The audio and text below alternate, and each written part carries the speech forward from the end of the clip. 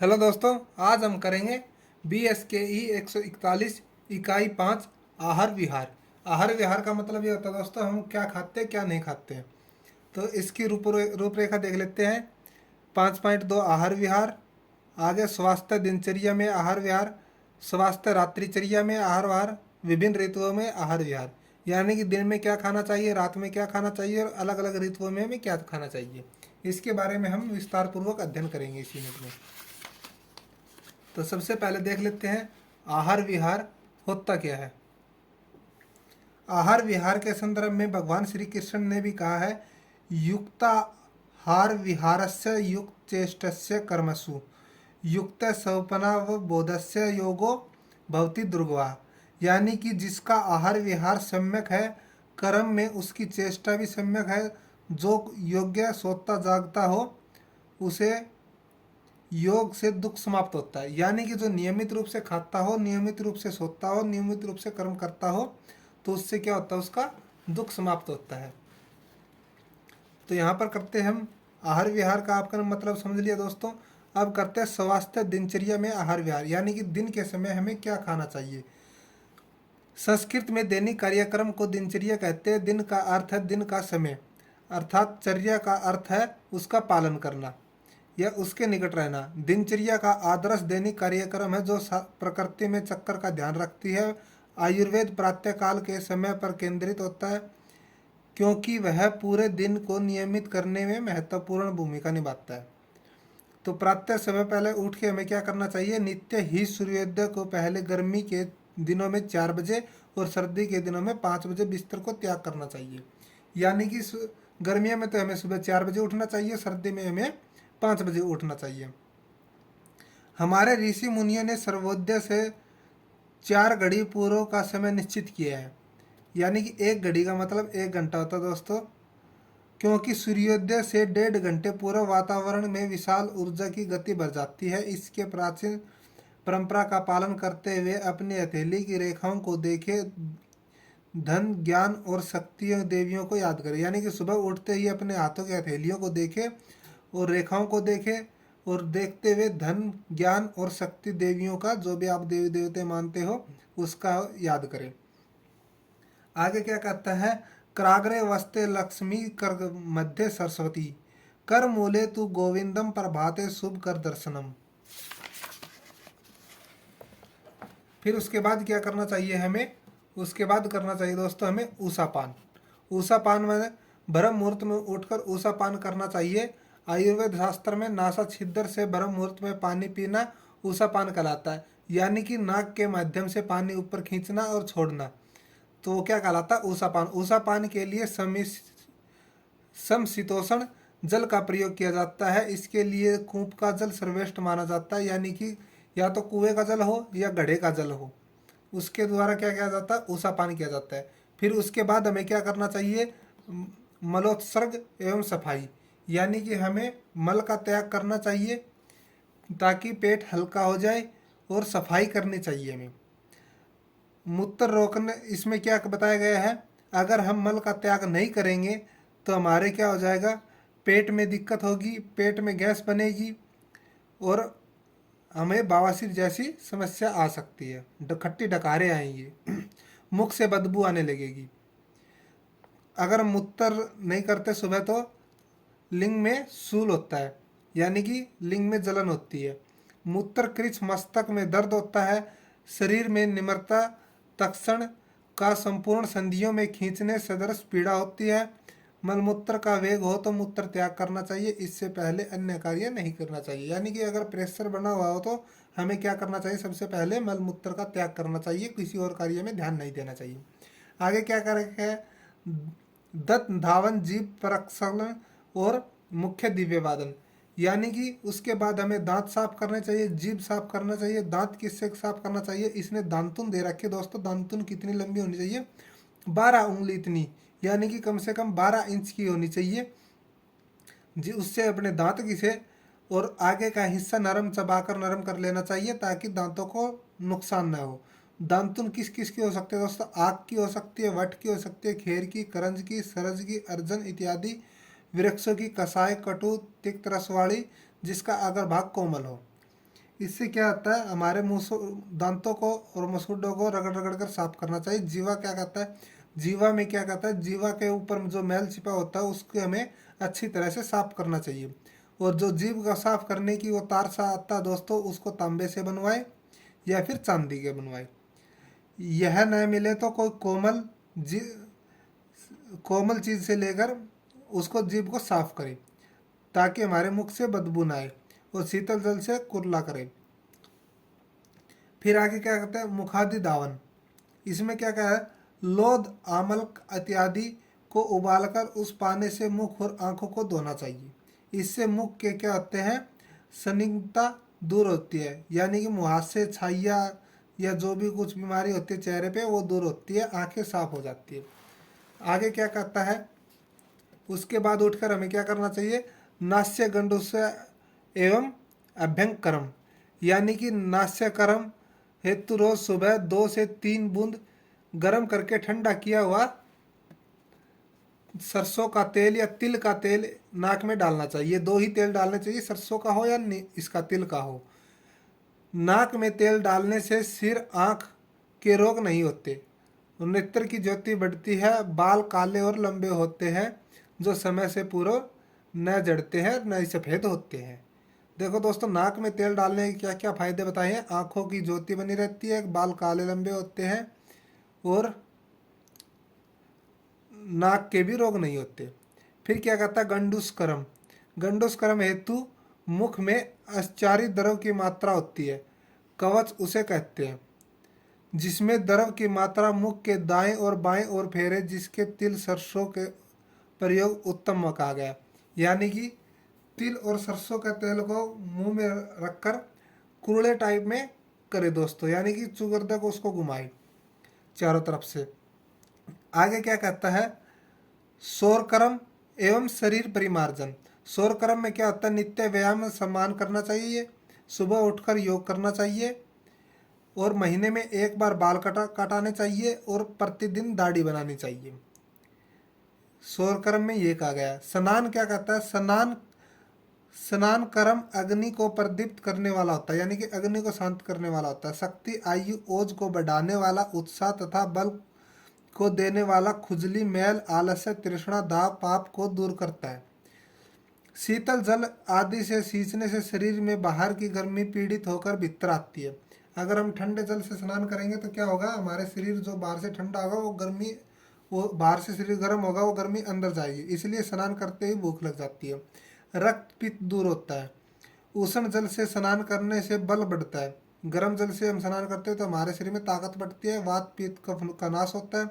शरीर पर अत्यंत गर्म जल से स्नान करना सदैव आंखों के लिए बुरा होता है, यानी कि नॉर्मल गर्म जल से स्नान करना चाहिए। ईशा ध्यान। ईशा ध्यान का मतलब क्या होता है, प्रतिदिन प्राणायाम करना चाहिए, गायत्री मंत्र का जाप करना चाहिए, अपने इष्ट देव की पूजा करनी चाहिए और मन को एकाग्रित करना चाहिए। आगे करेंगे दोस्तों हम आहार। आहार हमें नॉर्मल आहार खाने चाहिए दोस्तों। उस आहार के अंदर ध्यान रखना 6 रस होने चाहिए, मधुर होना, मीठा होना चाहिए, नमकीन होना चाहिए, खट्टा होना चाहिए और कड़वा होना चाहिए, तीखा होना चाहिए, कसाई होना चाहिए। ये सब उसके अंदर मिले होने चाहिए, तो वो भोजन क्या हमारे शरीर के लिए लाभदायक होगा। आगे हम करेंगे दोस्तों स्वास्थ्य रात्रिचर्या में आहारवार, यानी कि रात में हमें क्या खाना चाहिए, क्या करना चाहिए। आयुर्वेद में प्रसिद्ध चरक ने आहार आचार्य चरक है, उसने क्या कहा है, निद्रा एवं ब्रह्मचर्य को मानव जीवन का उपस्तंभ कहा जाता है। इन उपस्तंभों पर मनुष्य के स्वास्थ्य पूर्ण रूप से आधारित होता है। इसका पालन करने से मनुष्य उन्नत स्वास्थ्य को प्राप्त करता है, जबकि इसका पालन करने से मनुष्य का स्वास्थ्य निम्न स्तर को प्राप्त करता है। उससे नाना प्रकार के शारीरिक रोग, मानसिक रोगों का सामना करना पड़ता है। इन 3 स्तंभों का आहार, निद्रा, ब्रह्मचर्य का रात्रिकाल विविध रूप से पालन करना ही दिनचर्या कहलाती है। हमें क्या क्या करना चाहिए, रात्रि काल में आहार, संध्या काल में भोजन कदापि नहीं करना चाहिए। अब प्रश्न उठता है कि रात्रि काल के भोजन का उत्तम काल कौन सा होता है, यानी कि रात्रि काल का भोजन शाम को नहीं करना चाहिए। तो इसके लिए उत्तम काल कौन सा होता है, जो हमें यहाँ आगे बताया गया है। आगे क्या बताया गया है, विषम परिस्थितियों को छोड़कर यानी कि इमरजेंसी को छोड़कर प्रथम पहर के अंत में भोजन कर लेना चाहिए। रात्रि काल के प्रथम पहर में निम्नलिखित मंत्रों का वाचन करते हुए शुद्ध सात्विक आहार ग्रहण करना चाहिए। मंत्र ये दे रखे है दोस्तों, ओम अन पस्ते अंश्य नो देहानिम वश्य सुषिमण पर दातार तारिस ऊर्जा नो देही द्विपदे चतुष्पदे। इस प्रकार के अन्न का वो मंत्र का हमें उच्चारण करके भोजन करना चाहिए। आगे कहता नंबर 2 में रात्रिकालीन निंद्रा। रात्रिकालीन निंद्रा का आना मनुष्य की एक स्वाभाविक क्रिया है। इस काल को अच्छे प्रकार से निंद्रा लेनी चाहिए ताकि ताजगी और ऊर्जा प्राप्त हो सके। निंद्रा हमें क्या कब आती है दोस्तों? जब हमारी ज्ञान इंद्रिय, हमारा शरीर थका हुआ महसूस होता है, तब हमें निंद्रा लेनी चाहिए। अगर ऐसा हम नहीं करेंगे तो हमें बेचैनी और घबराहट जैसी समस्याओं का पालन करना चाहिए। इसने कहा 24 घंटे में से कम 6 घंटे निंद्रा अवश्य लेनी चाहिए। और निंद्रा लेने का समय भी बताया गया है। दिन के प्रथम और चौथे भाग को छोड़कर मध्य 2 भागों में हमें निंद्रा लेनी चाहिए। यानी कि एक भाग पहला हो गया और एक दिन को 4 भागों में बांट लीजिए दोस्तों 6 घंटे के। पहले 6 घंटे और अंतिम 6 घंटे को छोड़कर बीच में कभी भी आप नींद ले सकते हैं। आगे नंबर 3 में क्या कहता है? रात्रि काल में ब्रह्मचर्य का पालन। वैदिक वर्णाश्रम का प्रथम आश्रम ब्रह्मचर्य आश्रम है। मानव जीवन का प्रारंभ इसी आश्रम से होता है, किंतु इसका संबंध बल के 25 वर्ष से ही नहीं होता, अपितु यह जीवन पर्यंत पालनीय अभ्यास है। यानी कि ब्रह्मचर्य का पालन आरंभ में 25 वर्ष नहीं बल्कि पूरे जीवन ही इसका पालन करना चाहिए। रात्रिचर्या के अंतर्गत रात्रि काल में ब्रह्मचर्य का पालन करते हुए विविध संतानोत्पत्ति करने का निर्देश किया गया है। महाभारत में रचयिता महर्षि वेदव्यास विश्वेंद्रिय द्वारा प्राप्त होने वाले सुख एवं संयम पूर्वक त्याग करने को ब्रह्मचर्य की संज्ञा दी गई है।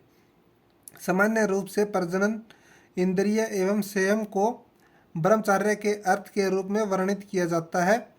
ब्रह्मचर्य का अर्थ शरीर की सबसे महत्वपूर्ण शुक्र धातु की संयम पूर्वक रक्षा करने से भी है। इस प्रकार ब्रह्मचर्य को विभिन्न अर्थों में विभक्त किया गया है, किंतु मूल रूप से इसका आशय इंद्रियों का संयम रखते हुए महत्वपूर्ण धातु की संयम रक्षा करना होता है दोस्तों। आगे हम करेंगे अलग अलग ऋतुओं में आहार विहार, यानी कि बसंत ऋतु में क्या खाना चाहिए और ग्रीष्म में क्या खाना चाहिए, इस तरह की। देखो दोस्तों, ऋतुओं का विभाजन किया गया। ऋतु कितने प्रकार की होती है, ऋतु उसका हम अलग अलग प्रकार से उनका आहार विहार का अध्ययन करेंगे। नंबर 1 है वसंत ऋतु में आहार विहार। वसंत ऋतु में आहार विहार करना है तो हम क्या क्या करेंगे, क्या क्या नहीं करेंगे, इसके ऊपर विस्तार से हम अध्ययन करेंगे। अब हम देखते हैं वसंत ऋतु होती कौन सी है दोस्तों। इस ऋतु का प्रारंभ सर्दी की अधिकता से होता है। इस रूप में काल गर्मी सर्दी के समतुल्य का काल होता है। इस काल में मौसम सुहावना होता है। प्रकृति पतझड़ के उपरांत नवजीवन आरंभ इसी ऋतु में होता है। यानी कि पतझड़ ऋतु आती है तो उस समय क्या होती है, वसंत ऋतु होती है दोस्तों। तो वसंत ऋतु में क्या क्या रोग हो सकते हैं, इसने बताया। वसंत ऋतु में खांसी, जुखाम, नजला, दमा, टोसिलस आदि इस काल के प्रमुख रोग आते हैं। इसमें क्या खाना चाहिए कि हमें ये रोग ना हो? नंबर 1 में बता रखा है, इस ऋतु में रूखे, कसेले, तिक्त रसों का सेवन करना चाहिए। सौंठ का सेवन करना चाहिए। मधु यानी कि मीठा या शहद मिश्रित जल, नागर मोथा से बना हुआ कवाथ हितकारी होता है। इस ऋतु में ताज़ा, हल्का एवं सुपाच्य भोजन खाना चाहिए। कौन कौन सा? मूंग, चना, जौ की रोटी, पुराना गेहूं, चावल, मक्खन लगी रोटी, हरी साग सब्जी, सूप, सरसों तेल का सेवन करना चाहिए। हिरण, खरगोश, काला हिरण, काला बटेर, सफ़ेद तितर का मांस का भोजन तथा उत्तम कोटि की शराब, गन्ने के रस की शराब, महुआ के रस की शराब का सेवन करना इसमें उत्तम माना जाता है। सब्जियों में क्या खाना चाहिए? करेला खाना चाहिए, लहसुन, पालक, केले, जमीकंद एवं कच्ची मूली, नीम की नई कोंपले, सौंठ, पीपल, काली मिर्च, हरड़, बेवड़ा, आंवला, नींबू आदि फलों का सेवन करना चाहिए दोस्तों। जल अधिक मात्रा में इसमें हमें क्या करना चाहिए? पीना चाहिए। आगे क्या कहा गया? आगे कहा गया विहार वसंत ऋतु में प्रातः शाम काल शीतल एवं सुगंधित वायु बहती है। इस ऋतु में सुबह और शाम को अच्छी वायु बहती है। अतः इन दोनों कालों में भ्रमण करना चाहिए, घूमना चाहिए हमें। वसंत इसलिए कहा गया है बसंते भ्रमणे पथ्ये, अर्थात वसंत ऋतु में भ्रमण करना हितकारी होता है। इस ऋतु में सूर्योदय पूर्व भ्रमण करना चाहिए। साफ सबज सफ़ेद वस्त्रों को धारण करना चाहिए ताकि गर्मी हमें न कम लगे। इस ऋतु में तेल की मालिश करके और उबटन लगाकर गुनगुने पानी से नहाना हितकारी होता है। औषधियों को तैयार करके धूम्रपान, आँखों का अंजन का प्रयोग किया जाता है। यानी कि औषधियों का धूम्रपान करना चाहिए और आँखों में अंजन यानी कि काजल लगाना चाहिए। तो स्नान के बाद हमें क्या करना चाहिए? कपूर, चंदन, अंगूर, कुमकुम, सुगंधित पदार्थों का लेप करना चाहिए दोस्तों इस ऋतु में। आगे क्या कहा गया है? ग्रीष्म ऋतु में करेंगे।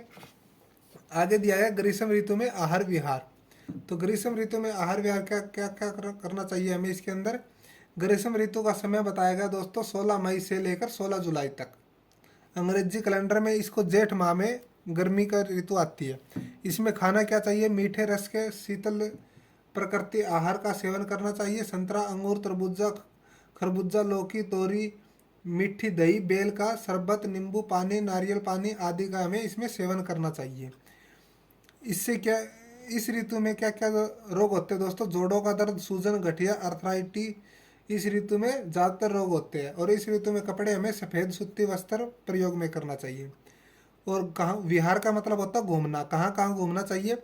इस ऋतु में हमें वृक्षों से भरे बाग बगीचों का भ्रमण करना चाहिए। इनमें क्योंकि सीधी सूर्य की किरणें नहीं आती है क्योंकि वृक्ष बड़े होते हैं। वहाँ अधिक गर्मी नहीं होती। रहने के स्थान विशेषकर शयन कक्ष पानी के फुहारे, पंखों, कूलर से आदि से ठंडा किया जाता है। ऐसे स्थान पर हमें रहना चाहिए। और सोना कहाँ चाहिए? सोना वहाँ चाहिए वातावरण की ताज़ी हवाओं और चंद्रमा की किरणें से ठंडा होना चाहिए जहाँ पर हम सोते हैं। आगे कहते हैं वर्षा ऋतु में आहार विहार। वर्षा ऋतु में क्या खाना चाहिए और क्या कहाँ घूमना चाहिए? वर्षा ऋतु को दोस्तों हम चमासा भी बोलते हैं हमारी साधारण भाषाओं में। और यह सावन और भादवे मास की ऋतु है। इसका काल 16 जुलाई से लेकर 15 दिसंबर तक होता है।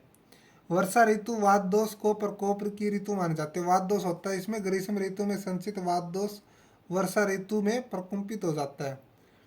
तो इसमें हमें क्या क्या खाना चाहिए, क्या क्या नहीं, ताकि हमें वात दोष न हो। आहार में क्या खाना चाहिए? पुराना अनाज, साले एवं साठी चावल, मूंगा, मक्का, अरहर की दाल, लौकी, तुरई, भिंडी, टमाटर की सब्जी, पुदीने की चटनी, पका हुआ भुट्टा आदि का सेवन करना चाहिए। और फल में क्या खाना चाहिए? केला, सेब, अनार और पके हुए जामुन का सेवन करना चाहिए। वर्षा ऋतु में पके हुए आम का दूध के साथ क्या करना चाहिए? सेवन करने से कफ और पित्त दोष सम बनते हैं यानी कि कम होते हैं। इससे शरीर में पुष्टि मिलती है। इस प्रकार की ऋतु में हल्के सुपाच्य, ताज़ा, गर्म और पाचक अग्नि को बढ़ाने वाले पदार्थों का सेवन करना चाहिए।